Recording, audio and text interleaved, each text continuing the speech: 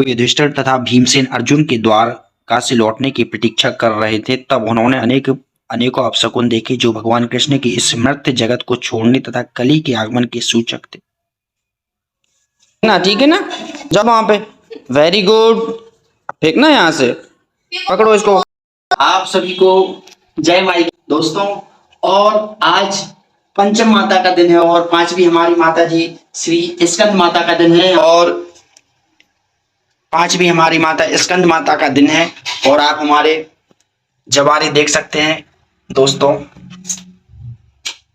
और बहुत ही अच्छा लग रहा है माता रानी के सानिध्य में।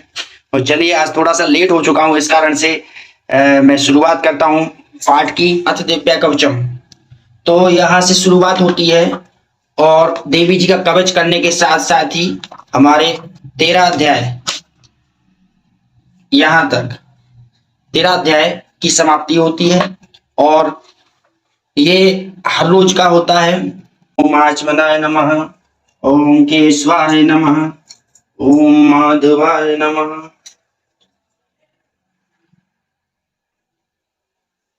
ओम स्नानम समर्पयामि नमः।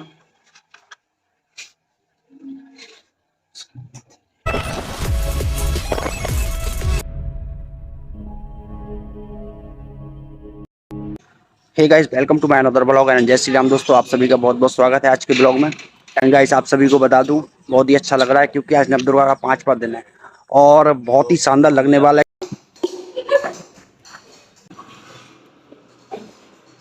अरे यहाँ से नहीं, लाओ बॉल दो, हमें दो, हम दे रहे, देखो हम दे रहे देता। अब फेंकना, वहां जाके फेंकना, ठीक है ना, जाओ वहां पे।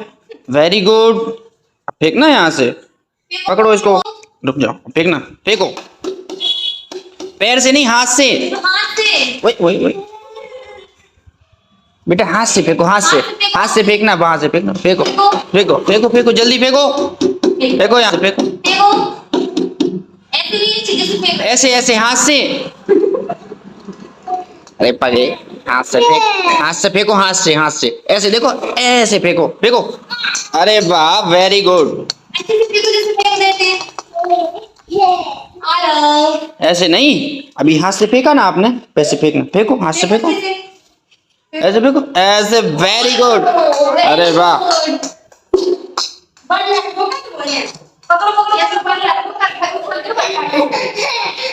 मजा आया, और फेंको।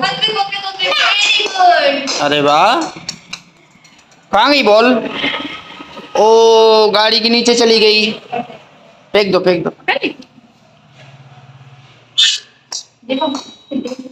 Very good. ये तो बहुत अच्छे से बॉल फेंकता है।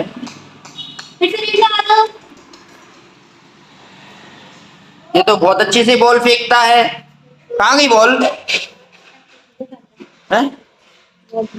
कहाँ गई बॉल? कहाँ गई? बम हो गई। देखो, वहां होगी, वहां पे होगी, देखो।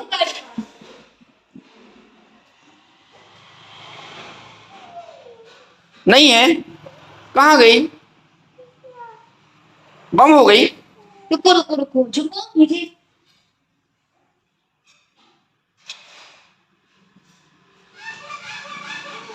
वेरी गुड, ले आओ, फेंको इधर, फेंको, देखो। महाआरती हो रही है, तो मम्मी ने फोन लगा के कहा कि तुम भी आ जाओ। तो गाइज, मैं थोड़ा अपना काम कर रहा था, लेकिन उसी बीच मम्मी का अर्जेंट फोन आया, तो मैं पीछे जा रहा हूँ महाआरती में, और आप सभी को भी देवी जी के दर्शन कराता हूँ। तो दोस्तों, चलिए चलते हैं महाआरती में, बहुत ही शानदार मजा आने वाला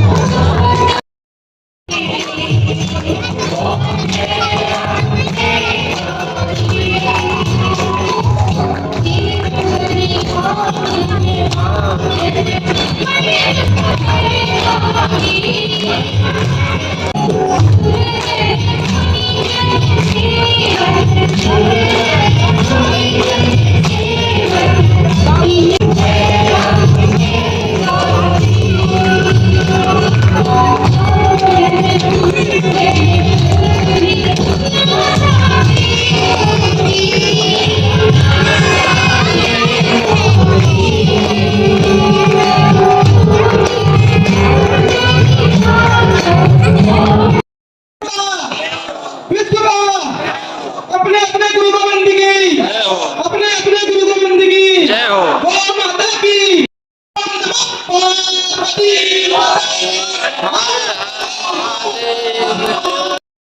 शुरुआत करते हैं। और आज की कल जहां तक हमने कंप्लीट कर लिया था उसके आगे से भागवत पुराण की, तो ये जो वर्णन है ये आप देख सकते हैं। अपनी महिमा वर्णन में चुने हुए शब्दों में कुंती द्वारा की गई प्रार्थना सुनकर भगवान मंद मंद मुस्काए। उसके बाद यह जानकर कि पांडवों के एकमात्र वंशज महाराज परीक्षित जो अपनी उत्तरा के गर्भ में है, उनकी हत्या करने के उद्देश्य से अश्वत्थामा ने ब्रह्मास्त्र छोड़ा है। भगवान कृष्ण ने परमात्मा के रूप में उत्तरा के गर्भ को अपनी शक्ति द्वारा ढक दिया तथा महाराज परीक्षित की सुरक्षा की। और आप देख सकते हैं अगला जो वर्णन लिखा हुआ है, मेरी इच्छा की पूर्ति करके तथा अपनी प्रतिज्ञा तोड़कर वे रथ से नीचे उतर आए, उसका पहिया उठा लिया और तेजी से मेरी ओर दौड़े। जिस तरह कोई सिंह किसी हाथी को मारने के लिए दौड़ता है, इसमें उनका उत्तरीय वस्त्र रास्ते में गिर गया। ये और जब युधिष्ठिर तथा भीमसेन अर्जुन के द्वारका से लौटने की प्रतीक्षा कर रहे थे, तब उन्होंने अनेकों अपशकुन देखे जो भगवान कृष्ण के इस मर्त्य जगत को छोड़ने तथा कली के आगमन के सूचक थे।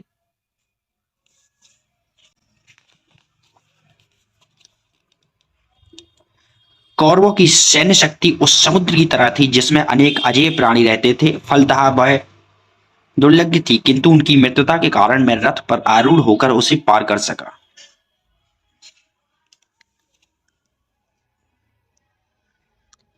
कली के अधोगतिक कारक प्रभाव को समझते हुए बुद्धिमान महाराज युधिष्ठिर ने गृह त्याग के लिए स्वयं को तैयार किया तथा वनोचित वेशभूषा भी धारण की। इस प्रकार अपमानित होकर राजा ने लौटते समय अपने धनुष से एक मरा हुआ शूर सर्प उठाया और उसे क्रोधवश मुनि के कंधे पर रख दिया। तब वे अपने राजमहल को लौट आए। और रुग्ण संसार भारत के गौरव से तथा प्रेम संदेश से आप्लावित हो उठेगा, जो आचार्यों की गुरु शिष्य परंपरा से स्वीकृत न होने वाली विविध भ्रामक विधियों द्वारा शांति तथा संपन्नता की खोज के व्यर्थ प्रयास में संलग्न है।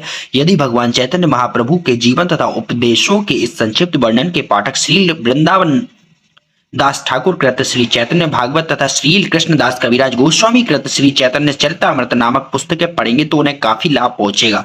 जहां तक भगवान चैतन्य के बालकाल का संबंध है, उसका अत्यंत मनोहारी वर्णन श्री चैतन्य भगवान की रचयिता ने किया है। और जहां तक उनकी शिक्षाओं का संबंध है, वे चैतन्य चरितामृत में भली भांति व्याख्यात है। अब वे अंग्रेजी भाषा भाषी जनता के लिए हमारे द्वारा लिखित टीचिंग्स ऑफ लॉर्ड चैतन्य के रूप में उपलब्ध है। महाप्रभु के प्रारंभिक जीवन का अंकन उनके प्रमुख भक्त तथा समकालीन श्रील मुरारी गुप्त द्वारा किया गया, जो उस समय एक चिकित्सा शास्त्री थे। महाप्रभु का बाद का जीवन उनके निजी सचिव श्री दामोदर गोस्वामी से या श्रील स्वरूप दामोदर द्वारा अंकित किया गया, जो पुरी में भगवान के निरंतर संगी बने रहे। इन दोनों भक्तों ने महाप्रभु के प्रायः समस्त कार्यकलापों का लेखा जोखा रखा और बाद में भगवान चैतन्य संबंधी उपर्युक्त जितने भी ग्रंथ लिखे गए वे सब श्रील दामोदर गोस्वामी तथा मुरारी गुप्त के कड़चों डायरियों के आधार पर तैयार किए गए। इस प्रकार भगवान सकब्द में फागुन पूर्णिमा की शब्दावेला के समय अवतीर्ण हुए और भगवत इच्छा से उस संध्या को चंद्र ग्रहण था। ग्रहण के समय में हिंदू जनता द्वारा गंगा नदी में या किसी अन्य पवित्र नदी में स्नान करने और शुद्धि के लिए वैदिक मंत्रों के उच्चारण करने की प्रथा है। अतएव जब भगवान चैतन्य का जन्म चंद्रग्रहण के समय हुआ, उस समय सारा भारतवर्ष हरे कृष्ण हरे कृष्ण हरे कृष्ण हरे हरे हरे राम राम राम हरे हरे की दिव्य ध्वनि से गूंज रहा था। भगवान के 16 नाम अनेक पुराणों तथा उपनिषदों में उल्लेखित हैं और इस युग में तारक ब्रह्म नाम शिव वर्णित है। शास्त्रों का अभिमत है कि यदि भगवान के इन पवित्र नामों का निरपराध भाव से जप कीर्तन किया जाए तो जो पतित जीवों का भवबंधन से उद्धार हो सकता है। भारत में तथा अन्यत्र भगवान के असंख्य नाम है और वे सभी समान रूप से उत्तम है, क्योंकि वे सभी पूर्ण पुरुषोत्तम भगवान के सूचक है। चूंकि ये 16 नाम इस योग के लिए विशेष रूप से संतुष्ट है, अतः लोगों को चाहिए कि वे इनका लाभ उठाएं और महान आचार्यों के पद का अनुसरण करें, जिन्होंने प्रमाणिक शास्त्रों के नियमों का पालन करते हुए सफलता प्राप्त की है। महाप्रभु का आविर्भाव तथा चंद्रग्रहण का एक साथ घटित होना भगवान के विशिष्ट उद्देश्य का सूचक है। यह उद्देश्य था इस कलह युग में भगवान कीर्तन की महत्ता का प्रचार करना। इस वर्तमान युग में छोटी छोटी बातों पर कलह होने लगती है, अतएव शास्त्रों ने इस युग के लिए अनुभूति के जैसे सर्व सामान्य मंच की संस्तुति की है। जो भगवान के पवित्र नामों कीर्तन लोग अपनी अपनी भाषा तथा मधुर गीतों के द्वारा भगवान की महिमा का गायन करने के लिए सभी सभाएं कर सकते हैं, और यदि ऐसी सभाएं निरपराध भाव से की जाए तो यह निश्चित है कि सभी भाग लेने वालों को किसी कठिन विधि का पालन किए बिना ही क्रमशः आध्यात्मिक सिद्धि प्राप्त होगी। ऐसी सभाओं में विद्वान तथा मूर्ख, धनी तथा निर्धन, हिंदू तथा मुसलमान, अग्रज तथा भारतीय एवं चंडाल तथा ब्राह्मण सभी दिव्य शब्दों को सुन सकते हैं और इस तरह वे अपने मन के दर्पणों से भौतिक संसर्ग की धूल को साफ कर सकते हैं। भगवान के उद्देश्य की पूर्ति के लिए विश्व के समस्त लोगों को चाहिए कि वे पवित्र भगवत नाम को मनुष्य जाति के लिए सार्वभौमिक धर्म के मानवीय सार्वभौमिक धर्म की पुष्टि के लिए सर्वमान मंच के रूप में स्वीकार करें। दूसरे शब्दों में भगवान श्री चैतन्य महाप्रभु के अवतरण के साथ साथ पवित्र नाम का भी अवतरण हुआ। अभी महाप्रभु अपनी माता की गोद में ही थे कि जब जब उनके पास एकत्र महिलाएं पवित्र नाम का कीर्तन करती और तालियां बजाती तो भी अपना रोना बंद कर देते। इस विशिष्ट घटना को सारे पड़ोसी अत्यंत आश्चर्य तथा आदर के साथ देखते। कभी कभी छोटी लड़कियां भगवान को रुलाने और फिर पवित्र नाम के जप द्वारा उन्हें चुप कराने में आनंद लेती। इस तरह महाप्रभु अपने बाल्यकाल से ही पवित्र नाम की महत्ता का उपदेश देने लगे थे। वे बाल्यकाल में निमाई कहलाते थे। यह नाम उनकी प्यारी माता द्वारा रखा गया था, क्योंकि महाप्रभु का जन्म उनके पिता के घर के आंगन में उगे एक नीम के वृक्ष के नीचे हुआ था। जब महाप्रभु को 6 मास की आयु में अन्नप्राशन संस्कार के समय अन्न खिलाया गया तब उन्होंने अपनी भावी लीलाओं का संकेत कर दिया। इस अवसर पर शिशु की भावी प्रवृत्तियों का आभास पाने के उद्देश्य से बच्चे को सिक्के तथा पुस्तकें दी जाती है। महाप्रभु की एक ओर सिक्के रखे गए और दूसरी ओर श्रीमद् भागवत रखा गया। महाप्रभु ने सिक्कों को ना ग्रहण करके भागवत को ग्रहण किया। जब वे बाल रूप में आंगन में घुटनों के बल चलना सीख ही रहे थे कि एक दिन उनके समक्ष एक सर्प प्रकट हुआ और महाप्रभु उससे खेलने लगे। घर के सारे सदस्य भय तथा आश्चर्य से स्तब्ध हो गए, किंतु थोड़ी देर के बाद सर्प चला गया और माता ने बालक को उठा लिया।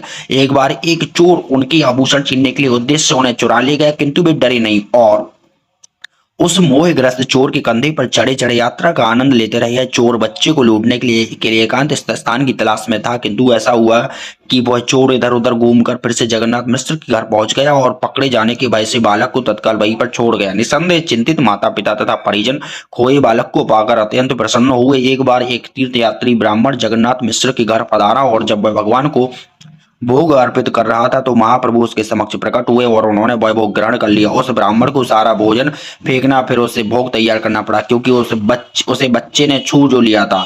अगली बार भी ऐसा ही हुआ। जब तीसरी बार भी ऐसा हुआ तो बच्चे को पकड़कर सुला दिया गया। अर्धरात्रि के समय जब घर के सभी लोग सो गए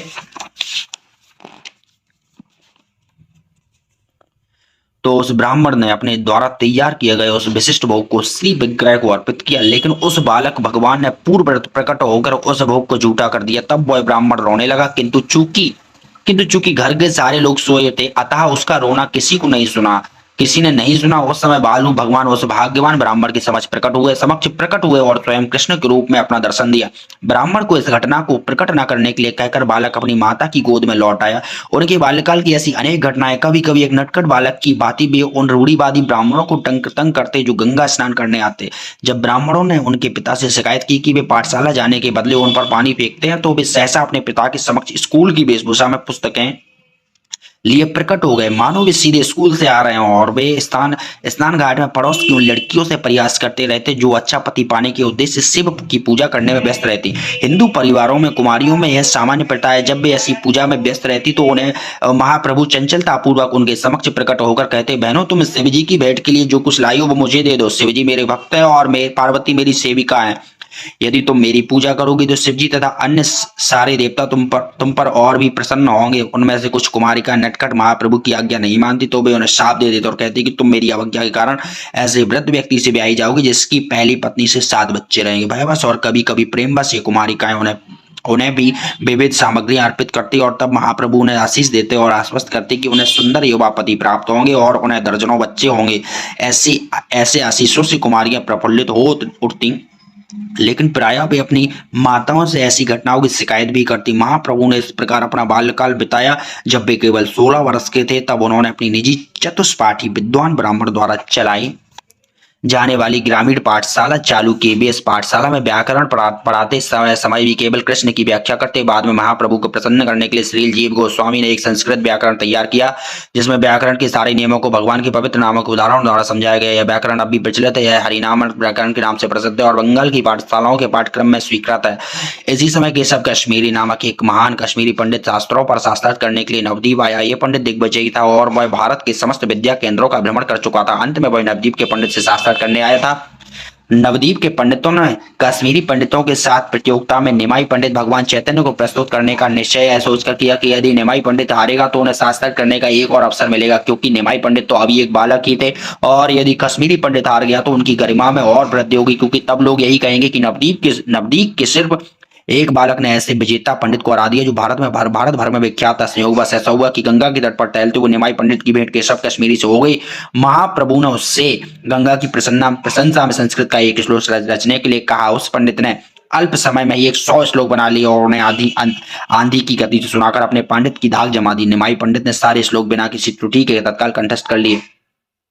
उन्होंने 64वें श्लोक को उद्धृत करते हुए उसकी पिंगल छंद शास्त्र एवं साहित्य संबंधी त्रुटियों की ओर संकेत किया। उन्होंने विशेष रूप से पंडित द्वारा भवानी भूता शब्द के प्रयोग पर आपत्ति की। उन्होंने इंगित किया कि यह शब्द अयोग्य है। भवानी का अर्थ है शिव की पत्नी, तो फिर उनका भर्ता या पति और कौन हो सकता है। उन्होंने और भी कई त्रुटियां दिखलाई जिससे कश्मीरी पंडित आश्चर्य से स्तब्ध रह गया और विस्मित था कि एक व्याकरण का विद्यार्थी इतने उद्भट विद्वान में साहित्यिक त्रुटियां निकाल रहा है। यद्यपि यह घटना किसी सार्वजनिक सभा के होने के पूर्व घटित हो चुकी थी, किंतु यह खबर दाबने की बात ही सारे नवद्वीप में फैल गई। अंत में विद्या की देवी सरस्वती ने केशव कश्मीरी को स्वप्न में आदेश दिया कि वह भगवान चैतन्य की शरण स्वीकार कर ले और इस तरह वह पंडित भगवान का अनुयायी बन गया।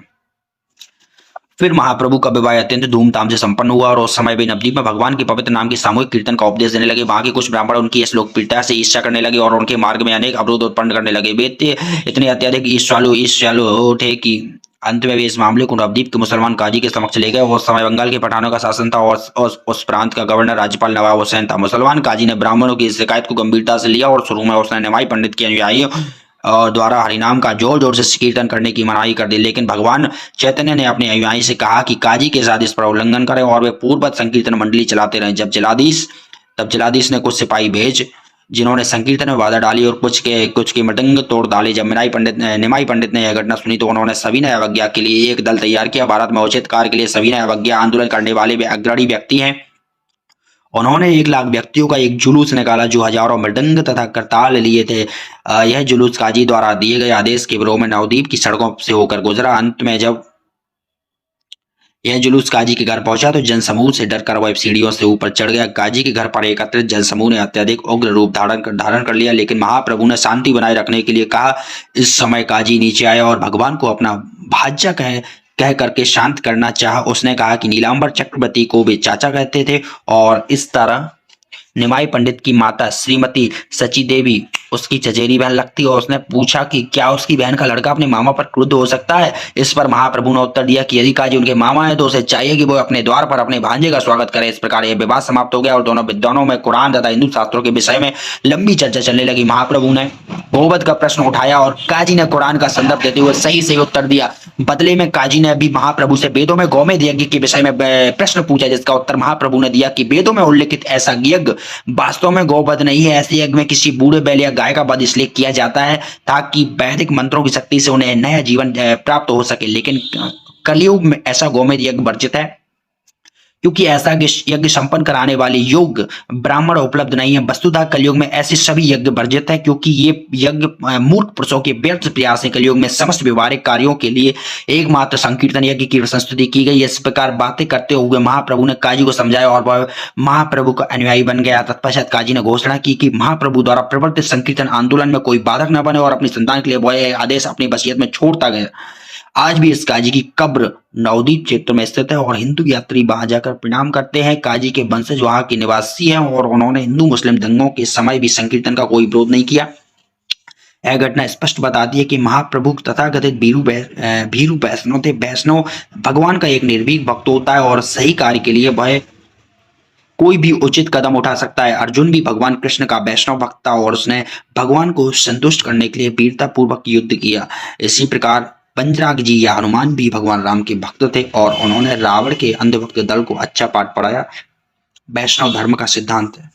गाइस आज के लिए इतना ही। कल हमारा प्रश्न ये वाला रहेगा, तो मैं यहाँ पे ये लगा देता हूँ जिससे कि हमें कोई दिक्कत ना हो। और अगर आप सभी को आज का ये पुराण अच्छा लगा हो तो गाइस वीडियो को लाइक जरूर कर दें। और वेरी गुड नाइट दोस्तों, सो जाइए। इतना सब सीखने के बाद आप सभी को काफी नॉलेज हो जाएगा।